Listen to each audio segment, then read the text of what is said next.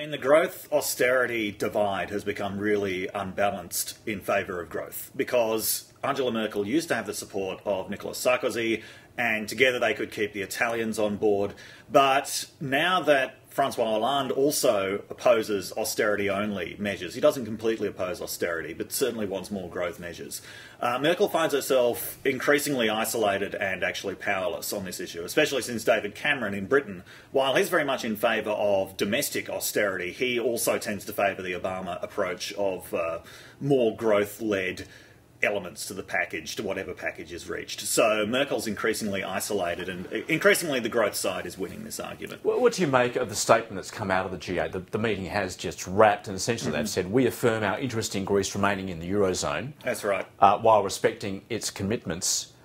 It's hardly tough talk, really, is it? It's not tough talk, and I think that there's a real danger that the way that the markets will interpret this is that nothing has been done. That actually neither side really budged very much. They weren't able to put through measures that would get a serious commitment out of Greece. Let's not forget that the reason why Germany is so in favour of austerity measures for Greece is that Germany historically has supported policies which have allowed Greece and other European governments access to credit that they might not have otherwise been able to get.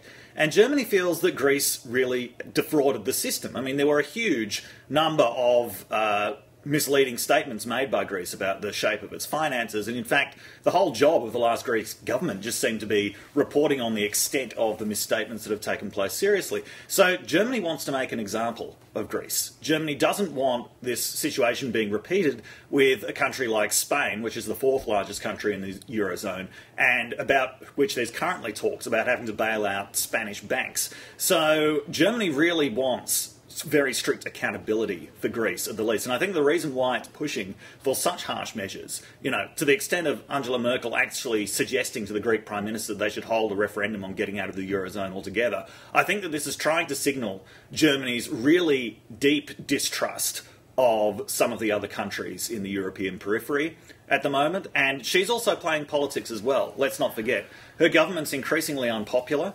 Her party is losing at the state level. She needs to try and deliver something to German taxpayers, saying we actually will get a firm commitment out of Greece.